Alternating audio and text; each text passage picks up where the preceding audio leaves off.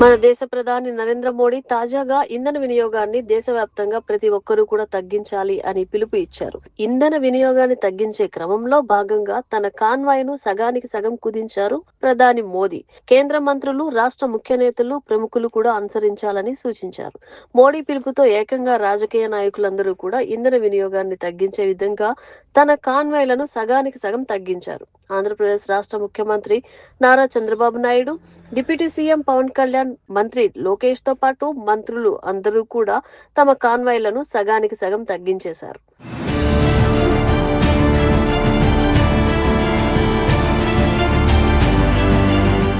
CM Chandrababu Naidu కేవలం 4 కార్లతోనే సచివాలయానికి చేరుకున్నారు. మరోవైపు డిప్యూటీ సీఎం పవన్ కళ్యాణ్, మంత్రి నారా లోకేష్ 2 కార్ల చొప్పున సచివాలయానికి చేరుకున్నారు. ఖచ్చితంగా నరేంద్ర మోడీ ఏ విషయాన్ని అయినా సరే ఆలోచించి చెబుతారని, కాబట్టి ఇంధన వినియోగంపై నరేంద్ర మోడీ పిలుపును ప్రతి ఒక్కరూ కూడా పాటించాలి అనే విధంగా ఆంధ్రప్రదేశ్ రాష్ట్ర రాజకీయ నాయకులు చేస్తున్నారు.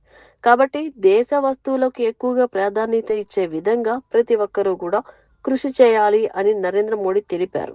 నరేంద్ర మోడీ పిలుపుతో రాష్ట్ర వ్యాప్తంగా చాలా మంది సెలబ్రిటీలు సైతం ఇంధన వినియోగాన్ని తగ్గించడానికి ప్రయత్నం చేస్తున్నారు.